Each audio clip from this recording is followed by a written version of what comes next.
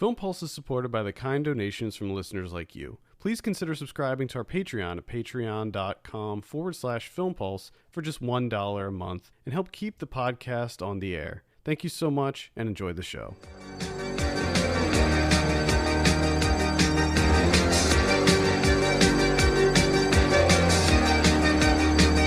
Hello and welcome to the Film Pulse podcast. This is episode number 261. My name's Adam Patterson. Joining me today, Kevin Rakestraw. How are you? I'm doing pretty good. Busy day today? Yeah. Wheeling and dealing? You know it. Making all sorts of deals. Oh boy. Look out. Had a Nerf fight. What? Yeah. Nerf? Nerf. The old nephews. So we had a Nerf battle. It was pretty cool. Oh man, that sounds awesome. I was just looking at Nerf guns online the other day. Oh yeah? Yeah.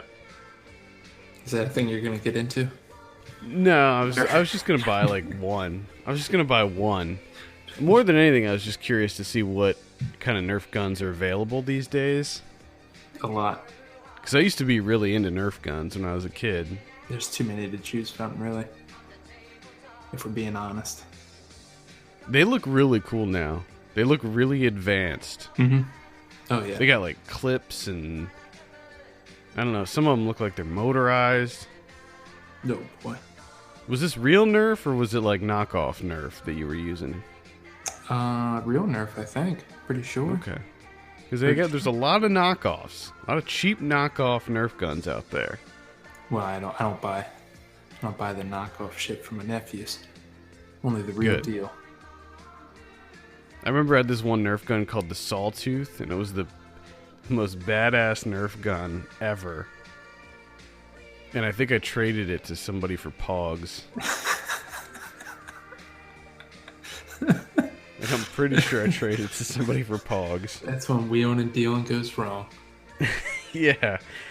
Big mistake. Big mistake. Is that something that you think of often as just like, what was I thinking? Why did I do that? It's up there. Is that a shameful day in your history? I mean, there are a number of wheels and deals that I regret as an adult. I traded away my Nintendo, my original Nintendo. Why? Regret that. I sold my Fireball Island game at a yard sale. Big regret on that one. I remember that game. Fireball Island, that game's worth, if you can find a complete version of Fireball Island now, that thing's worth like several $100s. Really? Yeah. Huge regret. Actually, my dad was here visiting 2 weekends ago, or last weekend. It's one of the reasons we didn't have a show. And I mentioned Fireball Island to him and how pissed I was that he got rid of it. But then I remembered he didn't get rid of it. I sold it at a yard sale that we had, so it was my fault. You tried to put it on him. Yeah, I did. Yeah. Man, did he put you in your place? Yes. Yeah. Of course he did. Of course he did. I expect nothing less from him. Yeah. All right, this week on the show, we'll be talking about Michael O'Shea's The Transfiguration, which is going to be opening on VOD platforms this coming Friday, August 8th. We're going to be talking about someone we've been watching on the watch list, new releases in theaters, VOD, and Blu-ray. Remember, you can send us your comments, questions, topics to podcast@filmpulse.net. I'm thinking that we can jump right into this review. I don't see what's stopping us. Yeah, The Transfiguration. As I said, this is written and directed by Michael O'Shea. I have a synopsis here. When troubled teen Milo, who has a fascination with vampire lore, meets the equally alienated Sophie, the two form a bond that begins to blur Milo's fantasy into reality.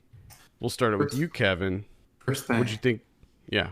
Because I opened it up on the IMDb here, and this is the first time that I got to read the synopsis, and I don't quite understand the last part there because that seems incorrect.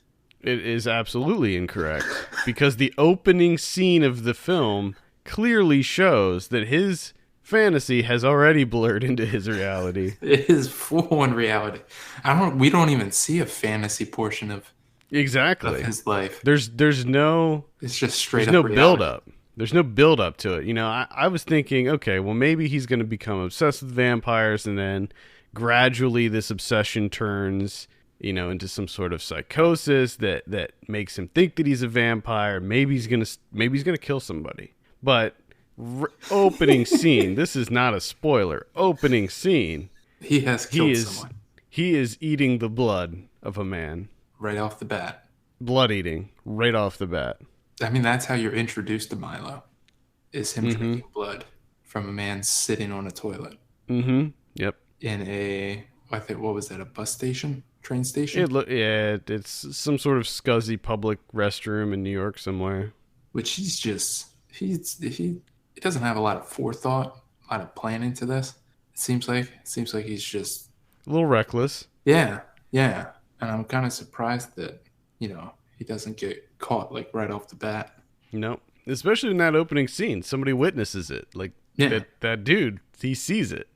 he knows what's going on. Well, no, I guess he thinks something else going on. Yeah, maybe. So he's Maybe. thinking, oh, Because if he saw what we saw, then yeah, I guess he could think that something else was happening.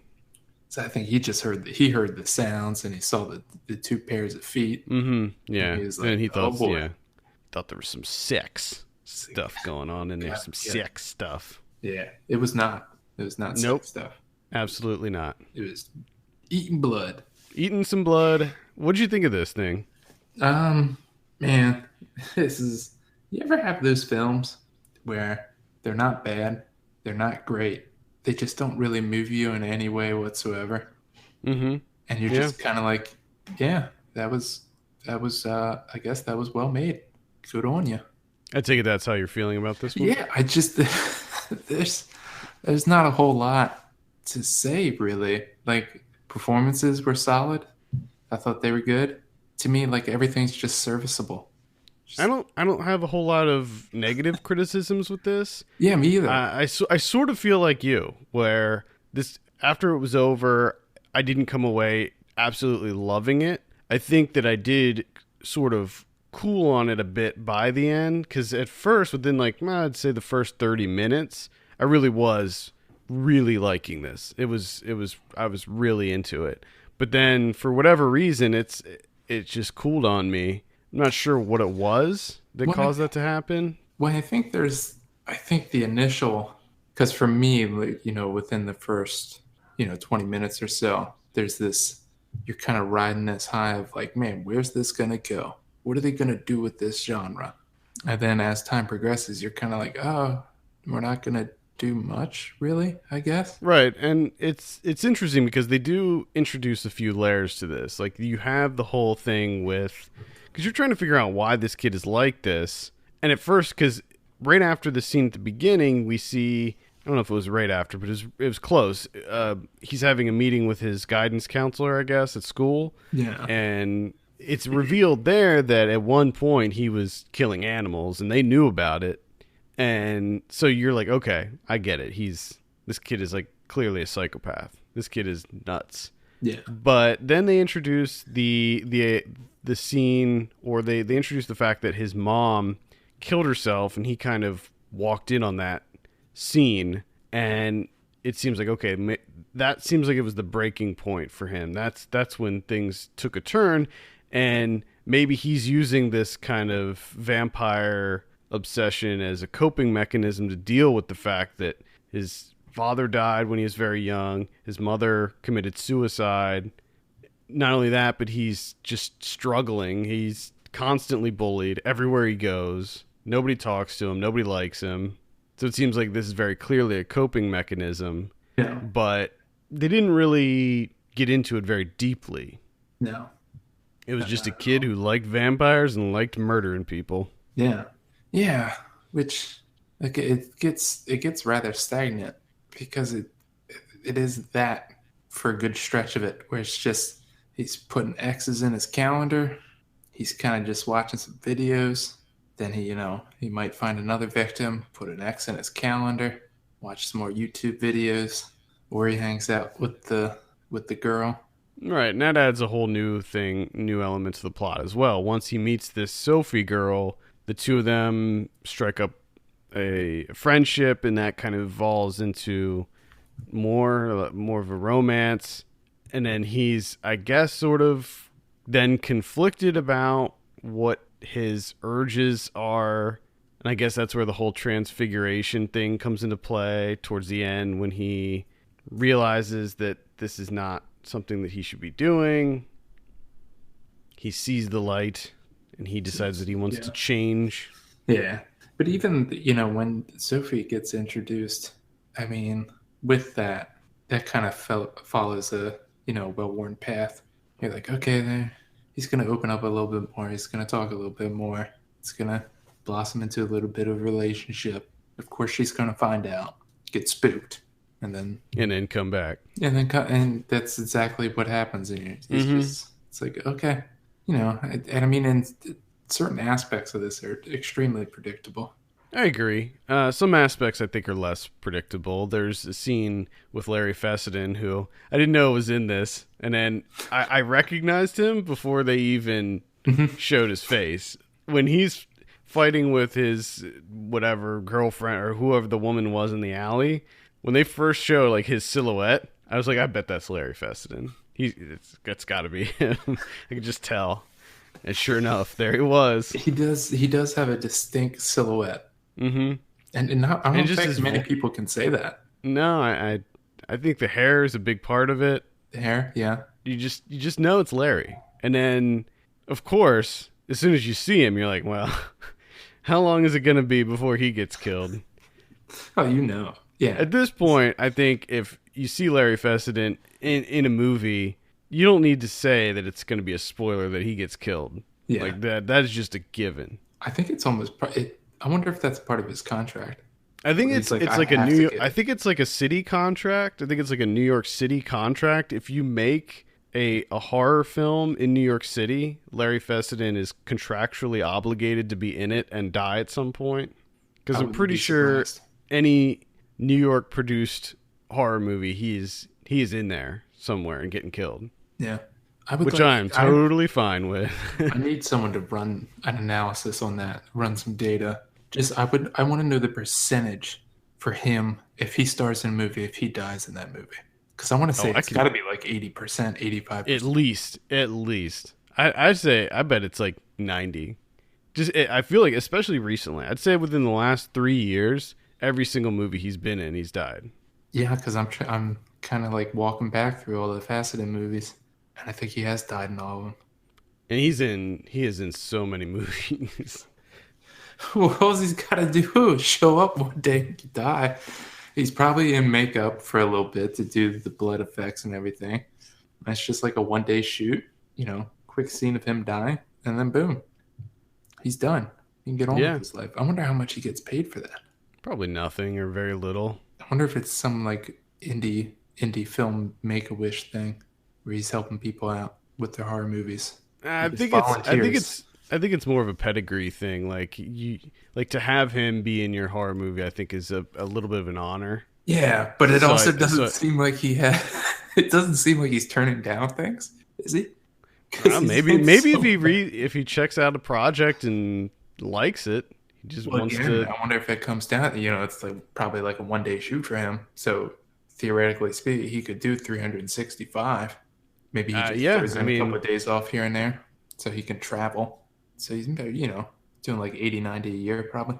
Well, he has 8 listed for 2017. 2016, he has, let's see, 1, 2, 3, 4, 5, 6, 7, 8. He has 8 for 2016. So yeah, he's cranking them out. That seems correct. I'm pretty sure I saw him more than 8 times in 2016. Maybe some of the stuff you saw was dated for 2015. Yeah, I'm just calling bullshit.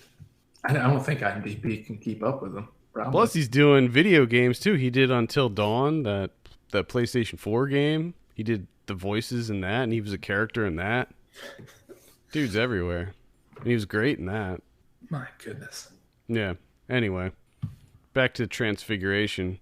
Overall, I liked it. I thought that it looked really nice. It was definitely my style, that kind of gritty, handheld, dirty city style. I did like a lot of the framing choices. The did kind of annoy me at the beginning is uh, when handheld, when they try and do, like the static frame and they can't hold the camera Oh yeah, still. they don't have the steady cam. That just kind of. Like, just like spring for a tripod, like they can't be that expensive. There's a part of me that wants to start a charity that I'll buy a couple of tripods. And if you're making a movie, you need a tripod, hit me up. I'll let you have it for free. Use it for the duration of your shoot. I won't charge you anything. Just get it back to me in the condition I gave it to you in. I like that idea. I'm gonna start that. I'm gonna have a website and everything. I don't mind. There's that. I don't mind the camera movements. Well, there was one. It was towards the beginning. I think he's like walking under a bridge, and like they have it as a static frame. But number one, they don't even have it level. They have it like cocked to the side, and then you can see him like kind of. You can tell that they're trying to like level it out, but trying to do it in very small increments, so it's not like this big jolt. It just irritated me. It's just like just get a tripod, or just bring a chair and sit on a chair or a table, something. Like have someone get on all fours and just put it on their back or something. I don't know. Figure something out. That didn't bother me. I like that kind of not sloppy but messy, I guess, sort of look. Now, I mean, for the most part, I liked it. I do have this suspicion that within a couple weeks' time, I'm not going to remember much of this. I agree. And definitely by the end of the year, I'm good. It's going to be one of those things where I'm looking through, my list of 2017 films. I'm going to be like, oh, what is that one? Like, oh yeah, okay. Well, I think I'll remember it. I think I'll remember the broad strokes by the end of the year. I did enjoy it for the most part. I could have done without the scene, the YouTubes, or not, whatever. It wasn't YouTube, but the scene where he shows her the video. I felt like they cut to the video too much. I was like, I don't want to see that. Mm-hmm. That's not for me. I felt like it wasn't necessary. Like I feel like they could have like started the video and then just had the camera fixed on her reaction, and that would have been more effective than showing us what they're watching. Yeah. Because I'm not all about watching animals get slaughtered and tortured and stuff. That's not. Yeah, no. That's thanks. not cool. No thanks on that one. There's some pretty shocking, specifically one shocking murder that occurs, and I wanted to see what you thought of that, and if you thought that it, fit within the character of Milo. Did it change your thoughts about him? Well, yeah, it definitely made me change my thoughts about him. I mean, I wasn't really on. You weren't on Team Milo? Yeah, I wasn't on Team Milo to begin with, but that was the one thing that I did find interesting was that his reaction to it too, because it seems as though it kind of caught him off guard as well, that he was able to, that was a part of him. He was able to do that, and that was the turning point for him as well. That's when after that incident, that's when he decides I'm not fit for this world. And this is not for me anymore. Yeah. So I think for me that was the most interesting, like segment of the film. It's just, up until that point, the build up to that, there's just not a lot there for me. Yeah, I would agree. It's interesting. It's like this kind of hybrid between this urban drama and a thriller, where a lot of it is just him trying to live day to day and not get beat up and pissed on and bullied. And then the other part of it is him cultivating this relationship with this girl. And so it's, in that regard, it's sort of a coming of age story as well. Yeah. But I thought it was pretty well done overall. Yeah. I mean, again, well-made film to a certain extent. It's just, I don't see anything here that would make me lean towards, using words like memorable or anything like that. He had a real problem with the realistic depiction of vampires. I did. He was really stuck on that. He was really. They're not realistic. That's not realistic. Twilight, not realistic. Let the Right One In. I don't know how realistic it was. And I just love how he's the only thing that he's going off of is his own experience of being Mm-hmm. not a vampire, but essentially just someone that cuts people's throats and drinks the blood and then immediately throws it up. Like, Yeah, he can't. I don't. He attempts to ingest the blood. It doesn't work out so good for him. Yeah, I mean, it's not. He's not even really a vampire. He just. It's like he has this need to be one, and his body's just like keeps rejecting it at every Yeah. turn. It's just like, Nope. no, dude, we are not doing this. You're not becoming a vampire. Which I did. I thought that was kind of odd too. That he has this like schedule of like. I wonder if he just thought like, if I keep up with it, it's got to work. It'll My, stick. Like it'll. like my body will Yeah. get used to it. Yeah. I thought that was interesting too. How he had like the calendar, and on specific days, those were the days when he would quote unquote feed. Yeah. Yeah, it was very interesting. Good performances all around. I thought. Didn't realize Lloyd Kaufman was in this. This is. Did you something recognize him? It says No. hobo. I didn't. Well, I wanted this too is because I'm going down through the IMDb thing. Number one, there's Sophie's friend's dog. I don't remember a dog. Who was Sophie's friend? Well, it says Sophie's friend down a little bit too. I don't remember Sophie having a friend. Andrea Cordero? No, I do not remember her at all. The No. only other interaction I think that I saw Sophie even have was with those dudes Yeah. at the beginning. That must have been cut because Because I don't I don't. remember a hobo either. Yeah, I don't remember the hobo, unless the hobo was the guy under the bridge when he was pretending to be asleep. But Maybe. maybe that was him. That didn't look like Lloyd Kaufman to me, but I really wasn't looking for it. I don't know. Yeah, Eric Ruffin plays Milo. I thought he did a really good job. He doesn't have a whole lot of dialogue, but I thought that his facial expressions and his emotion that he brought to it was quite good. Yeah, And I thought Sophie did a pretty good job too. Chloe Levine. It worked pretty well with what they're going for. Ah, that's right. She was in the OA.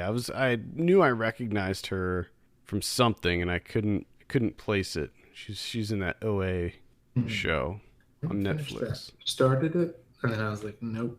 I finished it. It wasn't. They just kept dicking around. It Another wasn't show any- where they just dick around. anything memorable. That's all TV is. I couldn't tell you anything that happened in that show. Actually, TV is nothing but just dicking around. padding, a lot of padding. Yep. I didn't think there was a whole lot of padding in this movie. Hour and 37 minutes. It's pretty lean. Yeah, except I didn't feel. when your Vimeo buffers every 2 seconds. Well, that's your internet. I know why. Why? I watched Why? it today and I didn't have any issues at all.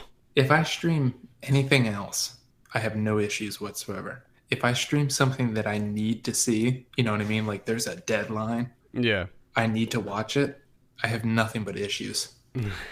Nothing. That's always my favorite. And in the times where you go to watch something and it's expired. that's always the best. Cuz sometimes, and I know this is like totally inside baseball, but sometimes you sit down to watch something and it won't be due for like 2 or 3 weeks. And you sit down to watch and it's like, "Oh, your link expired. Click here to request a new one." You're like, "Fuck." You know, my favorite too is which this happened to me a couple of times. This is when you're watching it. This is what'll happen. I'll be Oh, I watching. know exactly what you're going to say, but go ahead. I pause it because I'm like, time to smoke a cigarette, or I got to take the dog outside or something. Then I come back in, won't load, and then it says like you have to request another link, Yep. and it's like, what? I didn't even do anything. Yeah. Oh, those are the best. You can't even take a bathroom break. Or sometimes I'll try to rewind something and then it'll get all screwed up and then I'll lose access to the screener. It's like, come on.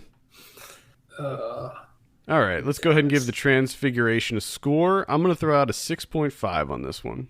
I'm gonna throw 6. All right. You can check it out. I don't know what the deal is with the release on this one. We got an email. It's coming out on VOD. Strand is releasing it on the 8th. I don't know if it already came out because according to IMDb, it says it had a limited release in April. but I don't remember seeing that. So I don't. Maybe it had a really small run. I'm not sure. But either way, you'll be able to see it for yourself on Friday. All right, let's talk about some of what we've been watching on the watch list. Kevin, I think we'll start it with you this week. Oh, with me, huh?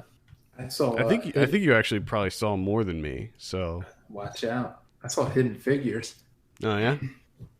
Yeah.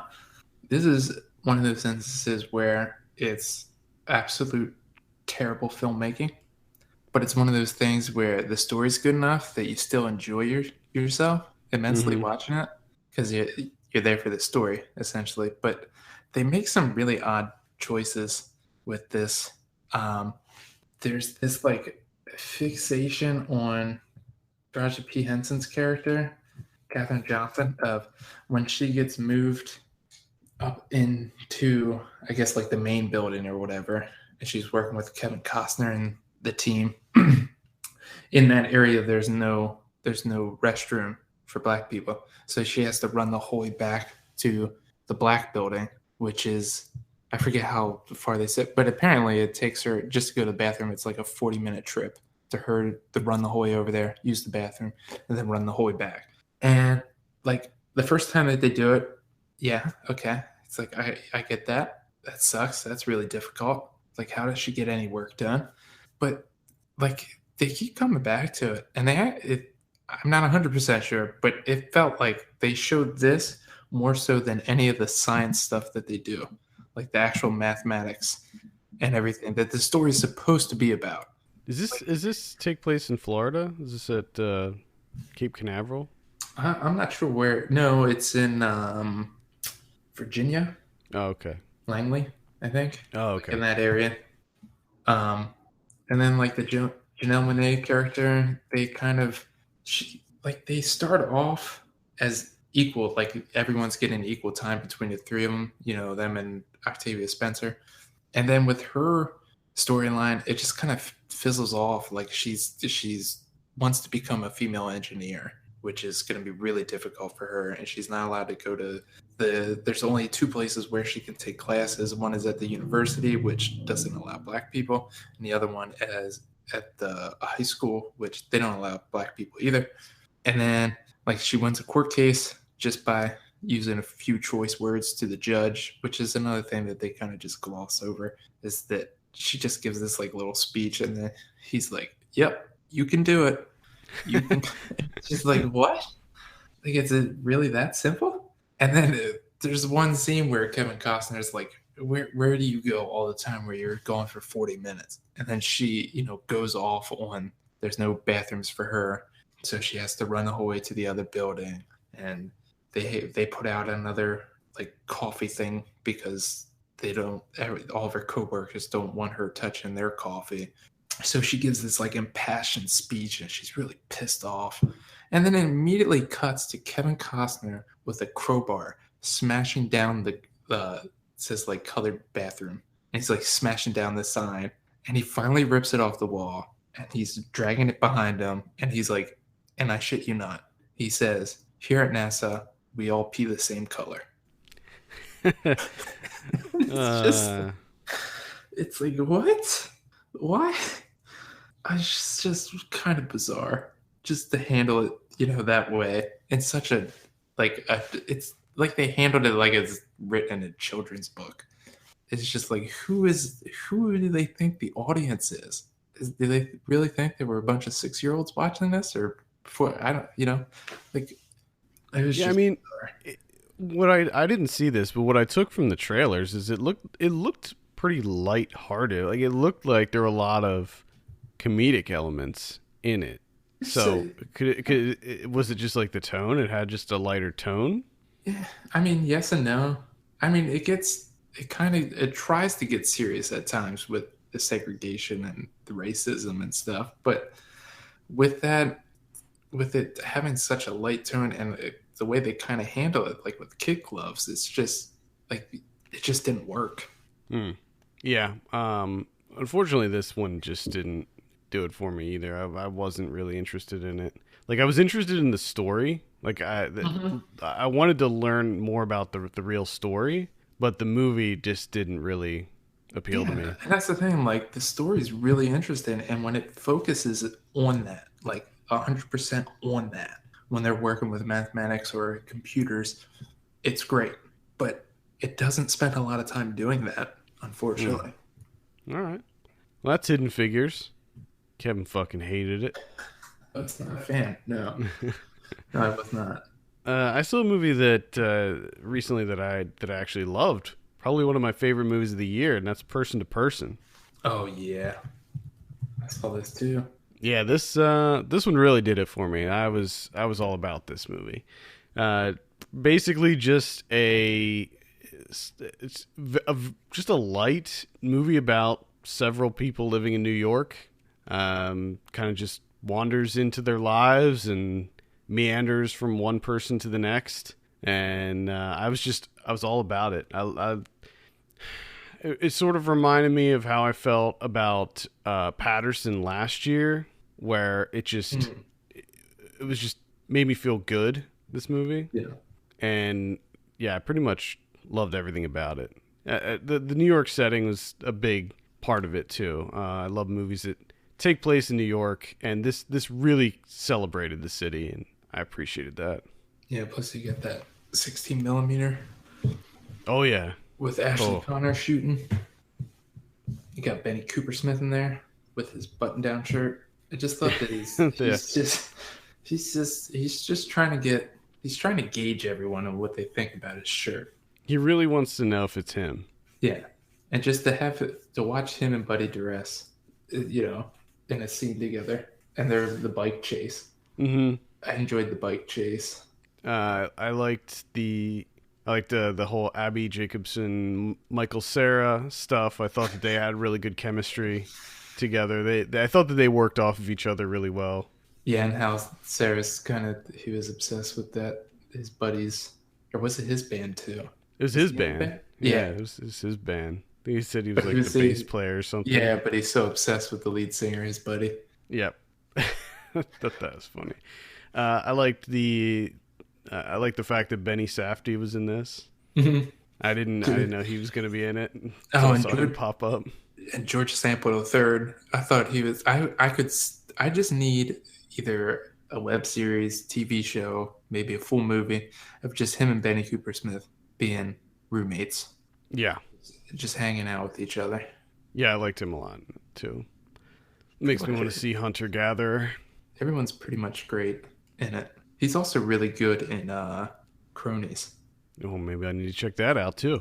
That's a tough one. It's a decent movie, except for there's a white guy in it, and it might be like one of the worst performances I've ever seen. And he just like single-handedly ruins the movie. Oh, that sucks. Completely I hate it when ruins that it. happens. Just fucking destroys it. I actually couldn't finish it because of him. That's how bad he is. It's just like, Ugh. nope, can't do it anymore. Yeah, that sucks. So if you could get a cut where they cut him out of the movie, it would be watchable then. Either way, person to person, I would highly recommend checking this out. This is on VOD, so you can check it out there. And this is my favorite film of the year so far right now. I did see Cronies. I just looked it up because I was like, that movie sounds really familiar. Did I see this? I thought you did see it. I did see it. Yeah, I rated it a 3.5 on Letterboxd. Do you remember anything about it? Nope. I remember a little bit. Wasn't it just? Yeah, I remember just a very little bit about it. It was black and white. Yeah.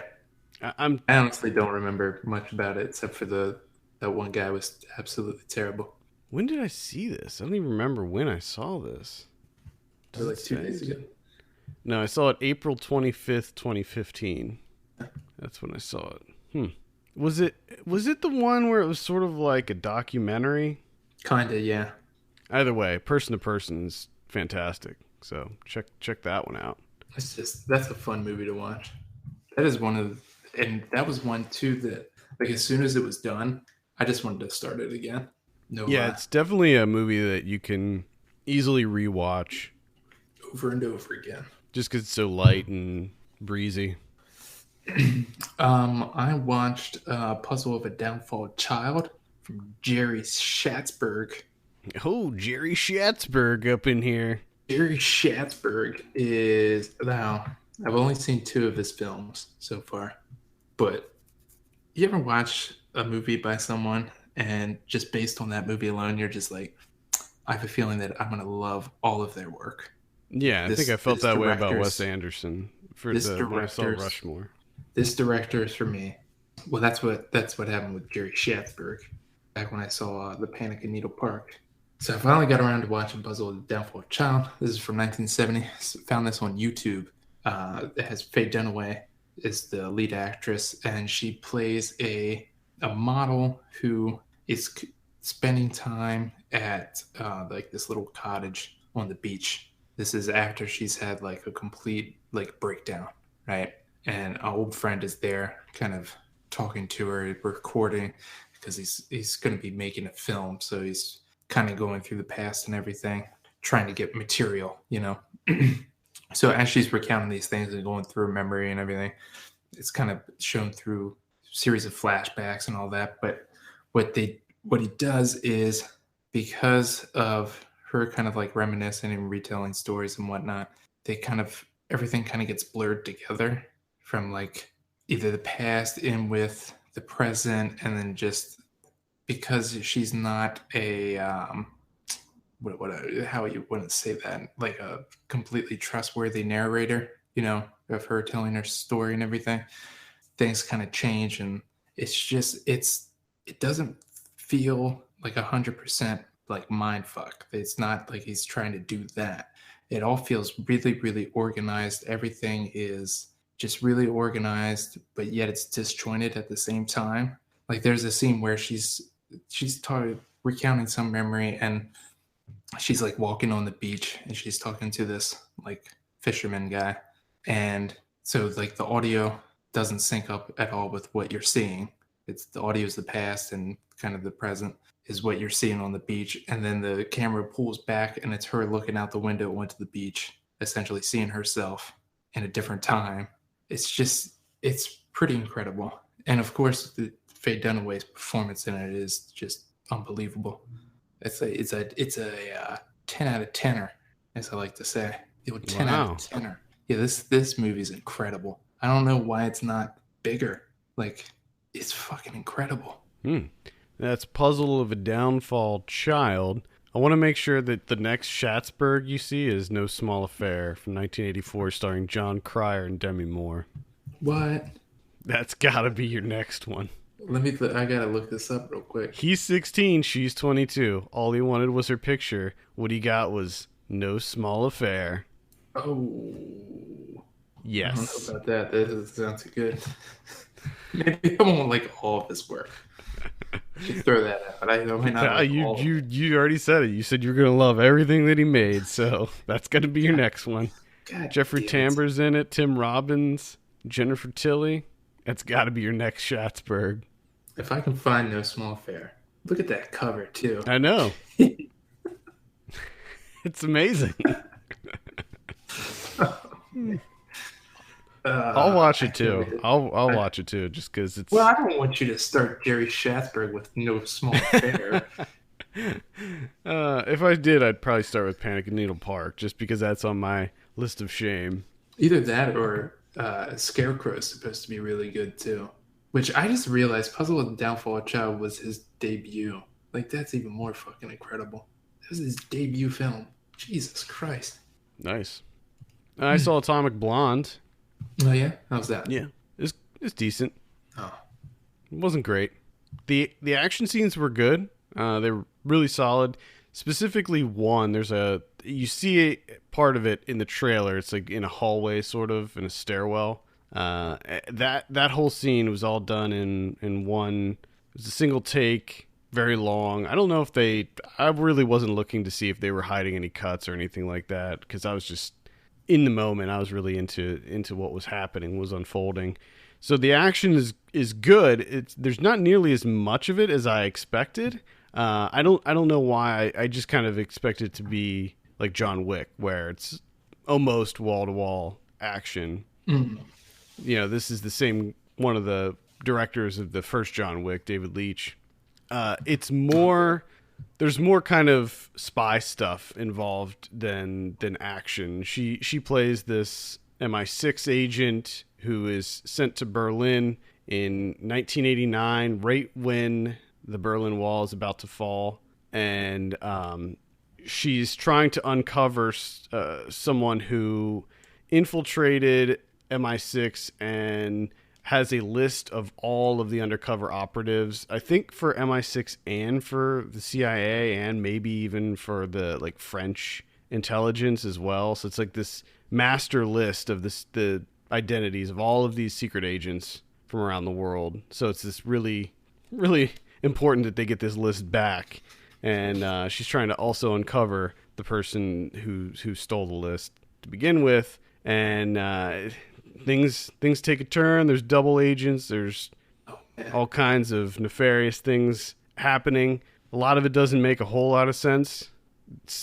People's affiliations and alliances don't really line up, and there's just a lot of questions. It's a messy movie. It's also paced really strangely. Like, there was this one scene that you see in the trailer where she's in like a hotel room, and a bunch of guys come in, and they'd show her like slowly sticking her hand in the ice bucket, and there's a gun in there, and that scene never happened, and it felt like the movie was over. Like, there were literally people in my theater getting up and leaving because the movie seemed like it was over. Like, I gathered up my shit, I was ready to get up too, and then there was this whole extra scene at the end, and I'm like, what? Like, it's not over. Okay, here we go. There's more.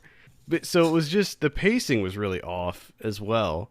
The music was good, but I felt like it was misused at times, and sometimes it was just like, it felt like they were trying to come up with an excuse to put in another kind of 80s Euro pop song in there, like 99 Red Balloons, and lots of great 80s Euro trash songs in there.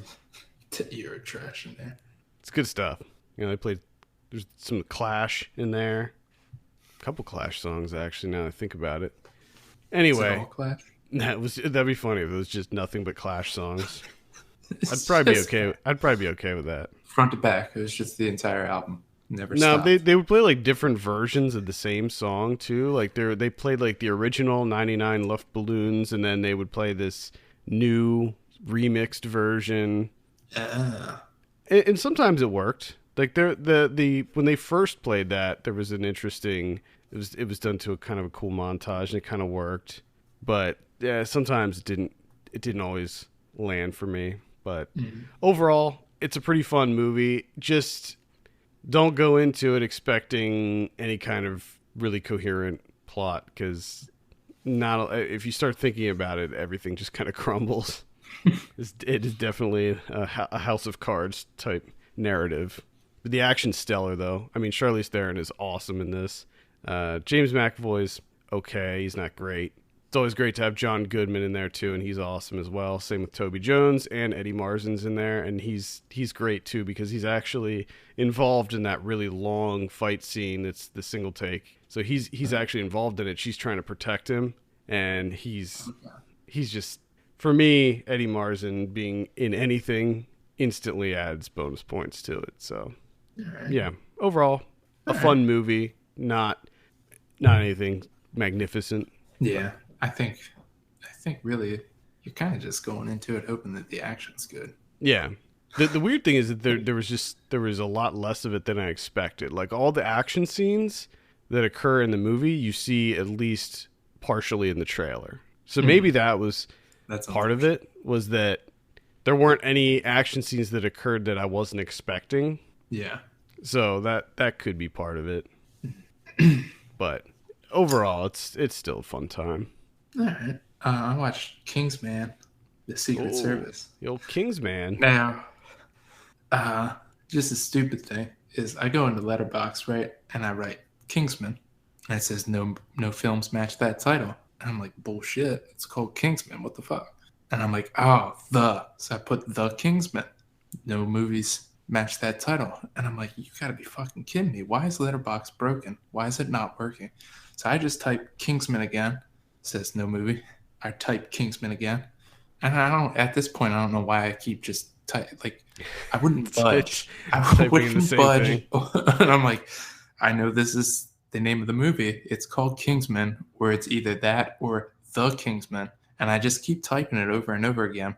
And then, of course, I go to IMDb and I start typing it out, and it comes up as Kingsman, which seems incorrect. There's no way that this movie is called Kingsman, The Secret Service. It just doesn't make any sense to me. I'm pretty sure the entirety of the internet is wrong. It's Kingsman, The Secret Service.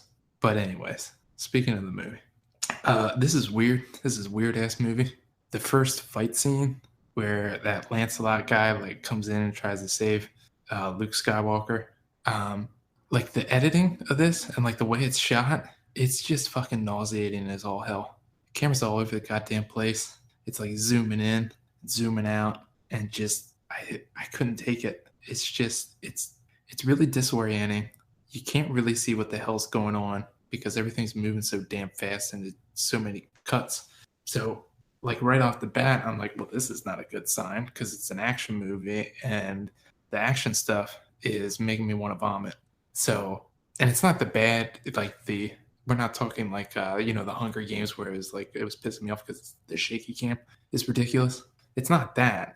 It's just like these quick cuts and just, I don't know what they're really doing with this movie when they're doing the action sequences.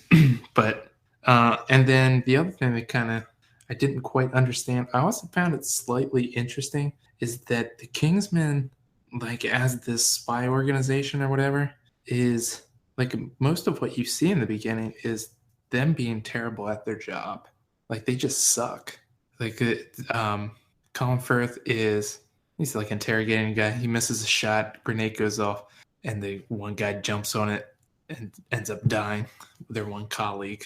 And so he missed a shot, ends up getting his buddy killed, goes to the guy's wife and kid, and he's like, hey, all we have for you is a medal. Like, we can't really do anything else for you. If you ever need one thing, call the number on the back. Like, you only get one favor.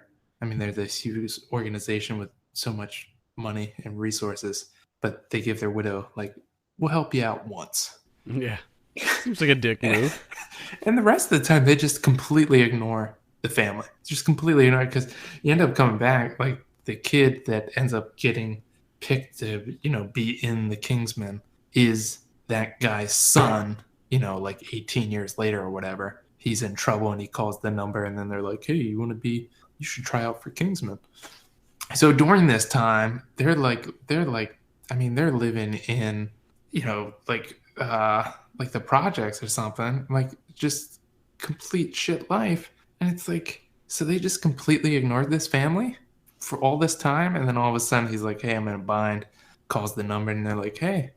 And then they end up getting pissy at the kid because one of the first steps that you had to do because there's this whole test to be a Kingsman or whatever, and they're like, pick a puppy. You got to pick a puppy and you got to train this puppy and it's going to be by your side because the number one thing about Kingsman is teamwork and loyalty, right? So then the final test is they give you a gun, they're like, shoot the dog in the face, which doesn't make any sense at all when your whole thing is teamwork and loyalty, and you had to raise this puppy and teach it everything, and now they're just like shoot in the face for no reason, just shoot the dog in the face. Like, that seems like really fucked up. Like, that doesn't make any sense. I can't reconcile that with what they're trying to be. They're trying to be, they're all about being gentlemen. Whoa. So he doesn't shoot the dog in the face, so he ends up not getting the job because guess what? It's not that bad because it's a blank, right? But it's still the fact that you would shoot a dog in the face for no goddamn reason. So that Colin Firth gets all pissy at this kid because he wouldn't shoot a dog in the face. And he's like, oh, I've been trying to make it up to your dad. Everything that I'm trying to do is for him. And it's like, you ignored this kid for like 18 years while his life was shit. And now you're doing one thing and you're getting all pissy at him because he didn't shoot a dog in the face. Yeah, I had a problem with that too. Like, what the fuck?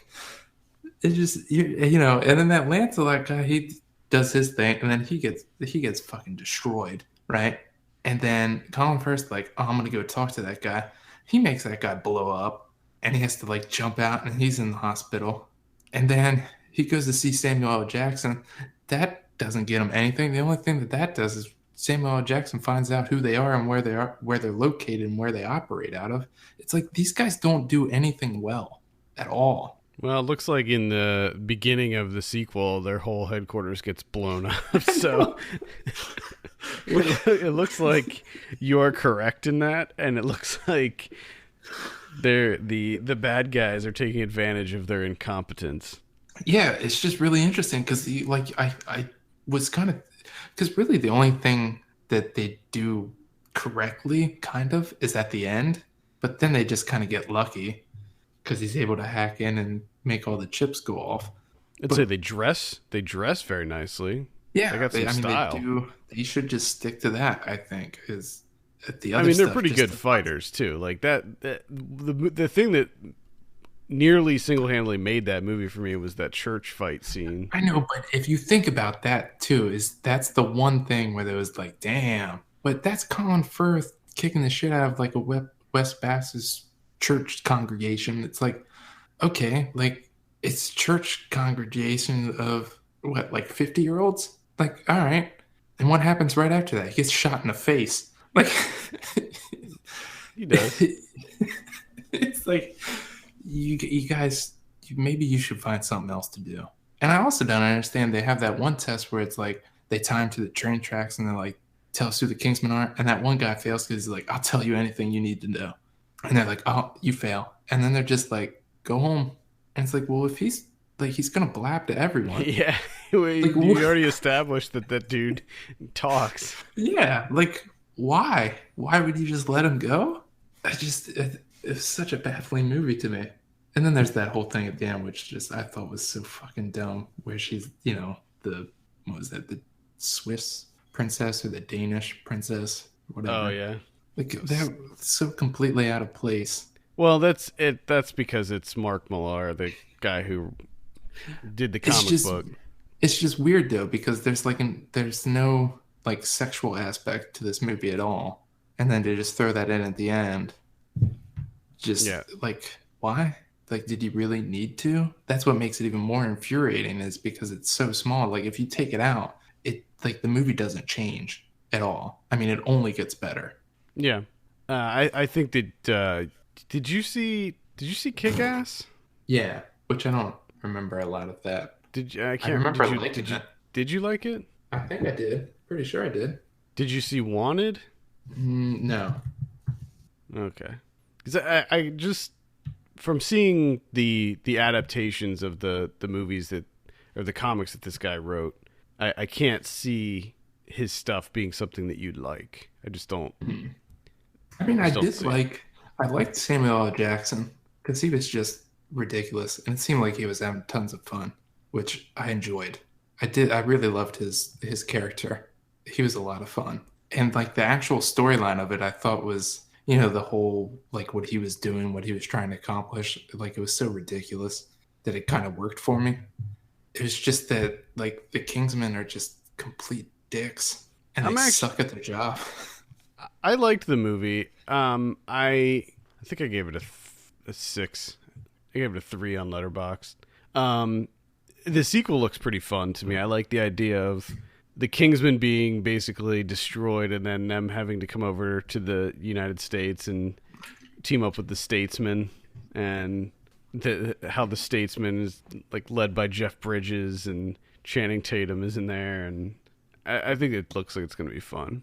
Yeah, I'm gonna check it out because I'm really interested to see if because like you said they get their whole operation destroyed. So I want to see if they keep that like vein going where the Kingsmen should maybe just stick to being tailors and not trying to. Well, I think like almost all of them get killed. I think that Colin Firth comes back, and then Mark Strong's still in it, and Taron Egerton. Well, I like Taron Egerton's character of Eggsy in the original one. I thought he was funny, and there had that whole kind of fish out of water angle, Yeah. which I enjoyed. Plus, I But just have a hard time of thinking that like if a regular customer just comes into like dressing room 3, You would think at some point in time they probably put something on one of those Yeah, hooks, yeah, I thought that too. and like all the walls just open up, and you're just like, "What the fuck? Why is What there is all this going?" happening? And Like start freaking out. someone at least had to hang up like their jacket or their pants or something. Yeah. All right, that's Kingsman. Kingsman. I'm It's gonna not Kingsman. That's such bullshit. It's Kingsman. I'm gonna rewatch that before the new one comes out in a couple weeks. I saw 68 Kill. This is directed by Trent Haga. Yeah. This one really didn't do it for me. I wasn't that into it. It stars Matthew Gray Gubler, who has a really big following on the internet for some reason. I'm not sure why. Wow.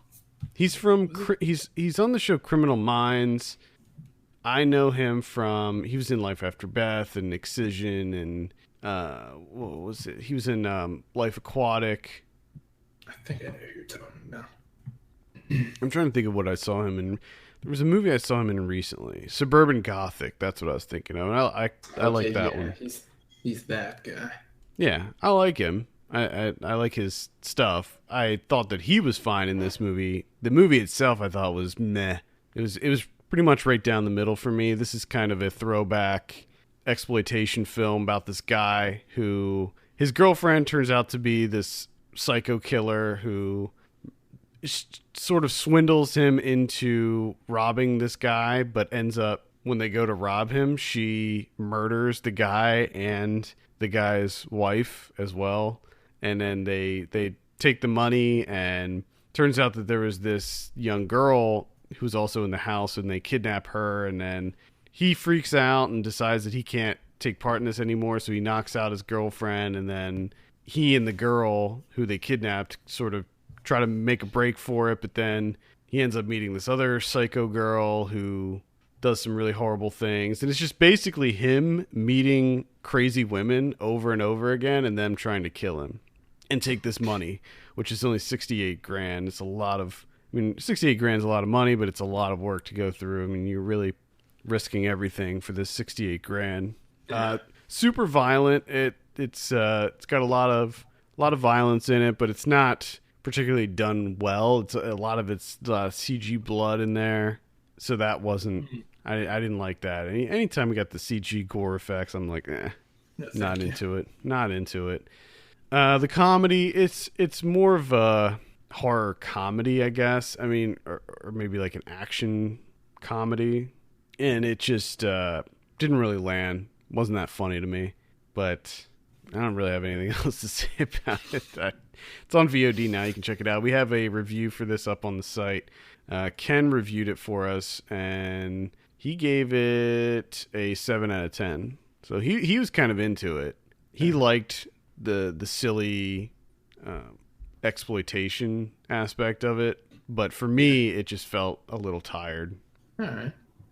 So again, 68 kill right down the middle for me. I mean, for you, I would avoid this like the plague for you. Yeah, it does not sound good at all. You'd be giving it a 1 or a half, probably. I'm gonna have to check it out then. Well, it's weird. Like it goes to some really dark territory that's unexpected. Like so they after they kidnap the girl, he's like, what are we doing with this girl? We got to let her go. I'm not going to kill this person. And she's like, no, I'm going to sell her to my brother. And he's like, what are you talking about? You're going to sell this person to your brother? What your brother's like a human trafficker? And she's like, no, he's not a human trafficker. And they go over to his house, and he lives in this like really creepy, like slasher, like Leatherface type house. And he likes to abduct and torture and dismember women. So like all of a sudden, like you have this kind of violent action comedy, and then all of a sudden it takes this complete 180, and you're like, oh my God, he's like raping and murdering and dismembering these women and keeping their heads in jars and stuff. And it's like, what is going on here? It just takes such a dark turn. I'll give that a half. Yeah, I'm gonna give that a half star. Yeah. So anyway, terrible. That's 68 kill. No, thank you. It's a movie that kind of revels in its trashiness, though. I mean, it's very self-aware. We need to do that elsewhere. Get out of my face. Kill. Ugh, disgusting. Yeah. That's all I got. All right. Let's go over some release dates. Friday, August 11th, we have Annabelle Creation.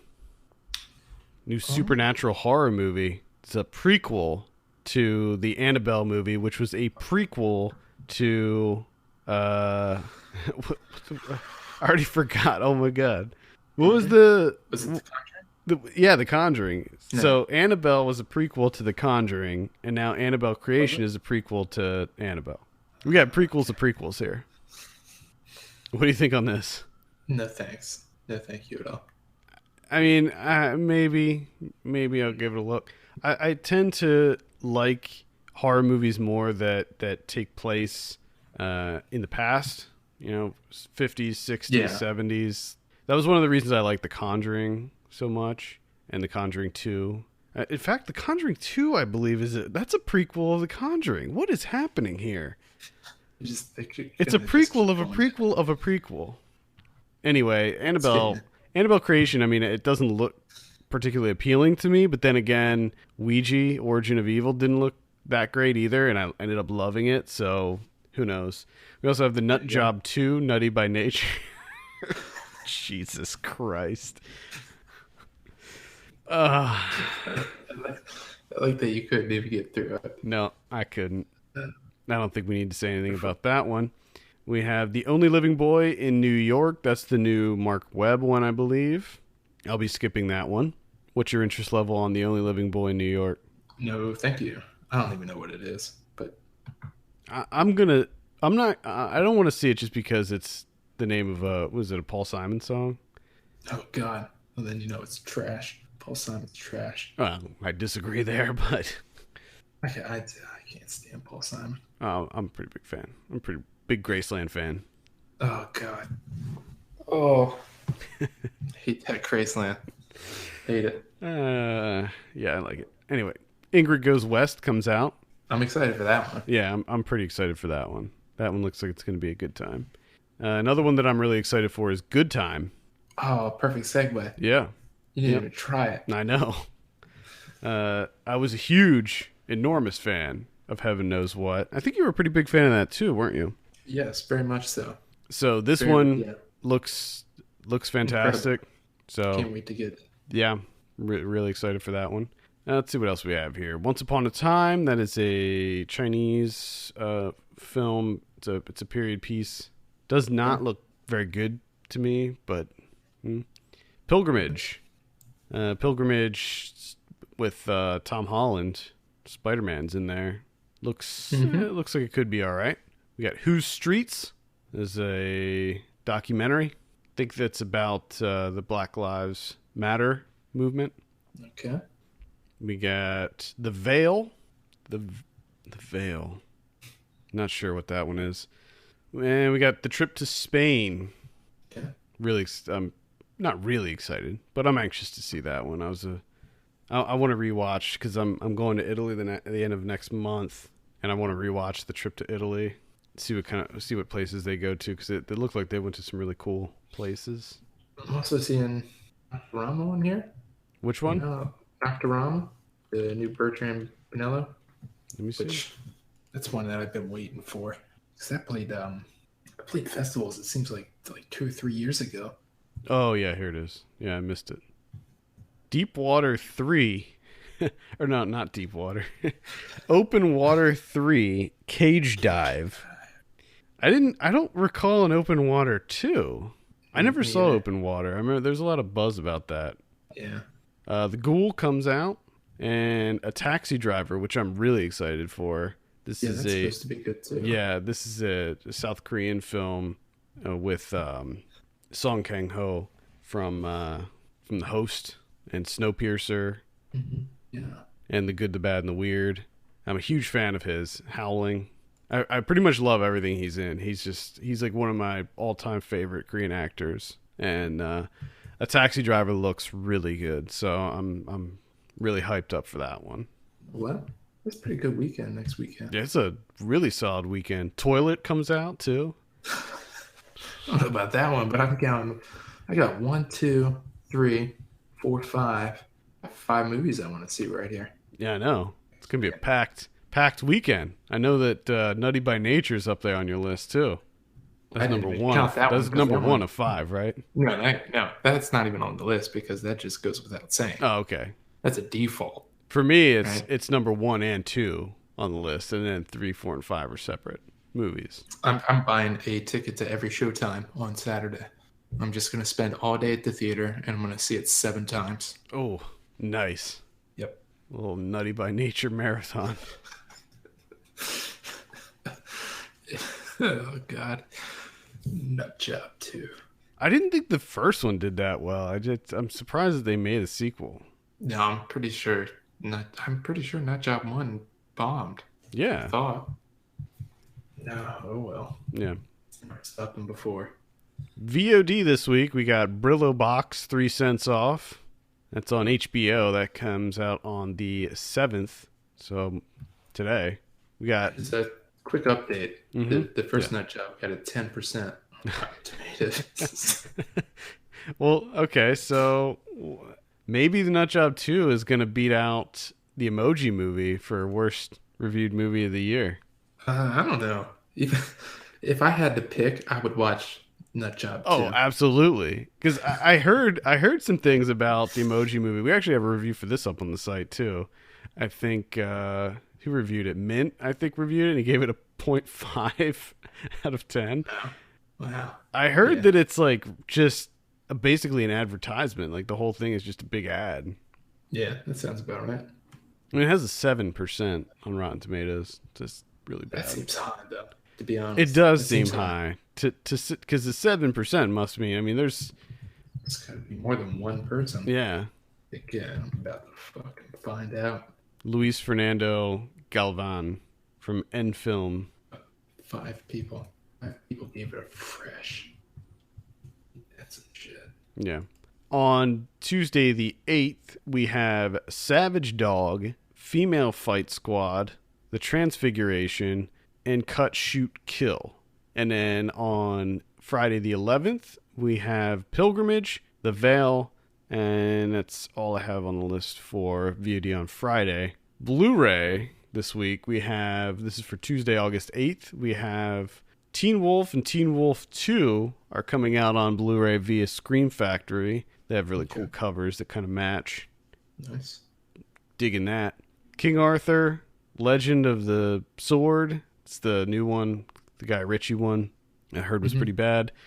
Let's see what else we have. Snatched. That's the Amy Schumer one and with Goldie Hawn.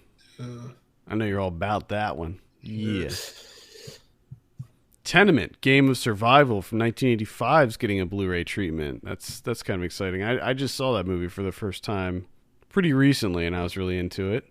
The Dinner, that's the one with Richard Gere, I believe. Problem Child's getting a Blu-ray release from 1990. That's exciting. I don't know if that's some kind of re-release or what. That just made your day, didn't it? You have no idea how much I loved Problem Child as a kid. Oh. I loved Problem Child. Not so much Problem Child 2, but big time Problem Child 1. What do we have on the old Criterion front this week? We have Michael Curtis's The Breaking Point from 1950. Yeah. It looks pretty good. I don't know anything about it. So, looks like looks like a guy charters a boat and some criminals get on there. Because it's a adaptation of Hemingway's To Have and Have Not. So that's your thing. Fucking get that. Jump on it. Now, I do want to just something else real quick because I had to check out the Emoji Movie and see these 5 fresh. Now, 2 of them make sense, right? One's a 7 out of 10. The other one's a 3 out of 5. Okay, that's fresh. The other one is a 1.5 out of 5. And somehow that's a fresh. Yeah, that is absolutely not. The other one is 2.5 out of 5. And the tagline just says, as animated children's films go, this one's pretty okay. Well, I'm looking here. The one that I mentioned before, the Luis Fernando Galvan one. That's the one. That's the one. That's the 1.5 out of 5. And I apologize for calling him out because I'm reading the synopsis here. this is a Spanish review, but it's translated. It says this new animated film only seeks to exalt an indifferent, impersonal, and cynical world in which we are led to believe that the best way to communicate is by sending and receiving clumsy little faces. Tell me how bad is it fresh? I don't understand. And to even have the score of 1.5 out of 5 under there. And I also like the Kaplan versus Kaplan review, which is just, it's not going to win any prizes for animation, but at least it's an adventurous idea that will appeal to a variety of people. Ugh. Yeah, I think that's with most cases, even bad films, they probably will appeal to a variety of people. Yeah, I mean, most movies, even the shit ones, appeal to somebody, like the people involved in making it. Yeah. Like, I'm sure T.J. Miller probably saw the Emoji Movie and was like, yeah, this is great. I'm in it. The other one's just positive messages, but colorful adventure is only meh. That's fresh. Oh, man, what a piece of shit. I don't understand how Rotten Tomatoes works. I don't either. I really don't either. It's such a stupid website. All right, I think that's going to do it for this week. Thank you so much for tuning in. You can send us your questions and topics to podcast@filmpulse.net. You can follow us on Twitter @FilmPulseNet and @FilmPulseKevin. And if you have a minute, take a look at our Patreon page, patreon.com/FilmPulse. Consider helping us out by becoming a subscriber. For Kevin Rakestraw, my name's Adam Patterson. We'll see you next week.